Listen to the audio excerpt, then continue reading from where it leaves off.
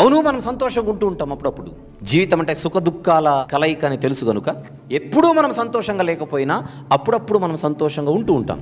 కానీ మన సంతోషానికి కారణాలు ఏమున్నాయో ఒక్కసారి పరిశీలించుకుందాం. ఈ రోజు మన జీవితంలో మనం సంతోషంగా అప్పుడప్పుడు ఉండడానికి ఏంటి రీజన్స్ అని అడుగుతున్నాను. ఏ కారణాలను బట్టి మన జీవితంలో మనం సంతోషంగా ఉంటూ ఉంటాం? పరీక్షల్లో పాస్ అయితే సంతోషం, సంతోషానికి అదొక కారణం. ఉద్యోగం వస్తే సంతోషం, అదొక కారణం. జీతాలు పెరిగితే సంతోషం, అదొక కారణం. ప్రమోషన్ వస్తే సంతోషం, వ్యాపారంలో లాభం వస్తే సంతోషం, అనుకున్న వారితో వివాహం అయితే సంతోషం, పిల్లలు పుడితే సంతోషం, కొత్తిల్లు కట్టుకుంటే సంతోషం. మన జీవితాల్లో మనకు కూడా సంతోషం ఉంది, లేదని కాదు. కానీ మన సంతోషానికి అసలు కారణంగా ఏం కనపడుతుంది?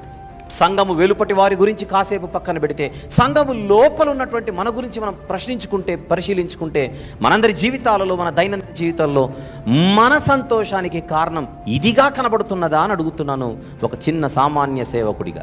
Are we all happy in our life just because of this reason and this core reason, sole reason? ఈ కారణాన్ని బట్టి నేను సంతోషంగా ఉన్నానని గుండె మీద చెయ్యి వేసుకొని మనం ఎవరైనా నిజాయితీగా ఆన్సర్ చెప్పగలమా? ఏమండి, చాలా హ్యాపీగా ఉన్నారు ఈరోజు మీరు అని ఎవరైనా అడిగితే, నా కోసం యేసుప్రభు ఒకరోజు పుట్టాడండి అందుకే హ్యాపీగా ఉన్నాను అని ఎప్పుడైనా మనం చెప్పామో? చెప్పండి. నెవర్. ఏంటో అయ్యగారు చాలా హ్యాపీగా ఉన్నారు ఈరోజు అని అంటే, నా కోసం దావీదు పట్టణం మందు 2000 సంవత్సరాల క్రితం నాకు రక్షకుడు పుట్టాడు, just for me, just for my sake, నా కొరకు పుట్టాడు, అందుకే ఐఎమ్ వెరీ హ్యాపీ అని ఎప్పుడైనా చెప్పామా? ఏంటి చాలా హ్యాపీగా ఉన్నారంటే, ఈరోజు మా బాస్ చాలా హ్యాపీగా నాతో మాట్లాడాడు అందుకు నేను హ్యాపీ. మా బాసే నాకు ఫోన్ చేసి చెప్పాడు, నువ్వు ఉద్యోగానికి రావాల్సిన అవసరం లేదు, 2 రోజులు లీవ్ తీసుకో అన్నాడు. Very happy.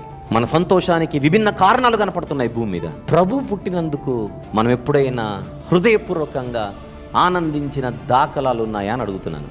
నిజాయితీగా మాట్లాడితే లేదు అనే చెప్పాలి. కాకపోతే సీజన్ వచ్చినప్పుడు హ్యాపీ క్రిస్మస్ అని అంటాం అంతే. హ్యాపీనెస్ అనేది మన గ్రీటింగ్లో ఉంది కానీ మన జీవితంలో కనపడట్లా. హ్యాపీ క్రిస్మస్ అనే వ్యక్తి ఎవరైతే ఉన్నారో ఆ వ్యక్తి నోటికి మాత్రమే ఆ హ్యాపీనెస్ పరిమితం అవుతుంది. జీవితంలో క్రిస్మస్ను బట్టి హ్యాపీగా ఉన్నటువంటి పరిస్థితి అయితే దాదాపుగా ఎవరి జీవితాల్లో కనబడడం లేదు. This is the time we need to introspect. ఏదో డిసెంబర్ రాగానే, ప్రతి ఏటా క్రిస్మస్ రాగానే మనం సెలబ్రేషన్స్ మూడ్లోనికి వెళ్ళిపోవడం కాదు. Have we really understood the true meaning of the birth of the Lord Jesus Christ? యేసుక్రీస్తు ప్రభు వారి పుట్టుకకు సంబంధించినటువంటి నిజమైనటువంటి పరమార్థాన్ని నిజంగా మనం అర్థం చేసుకున్నామా అని అడుగుతున్నాను.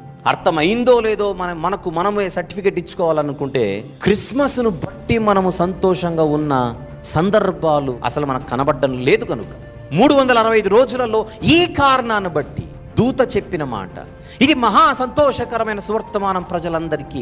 ఆ ప్రజలందరిలో నేనున్నాను, మీరున్నారు, మనందరం ఉన్నాం. ఈ కారణాన్ని బట్టి మనం ఎప్పుడు సంతోషంగా లేము. గనుక మనకు ఆయన పుట్టుకలోని పరమార్థం మేబీ చెవుల వరకు అర్థమైందేమో కానీ హృదయానికి అర్థమైందని చెప్పడానికి నేను సాహసించట్లేదు.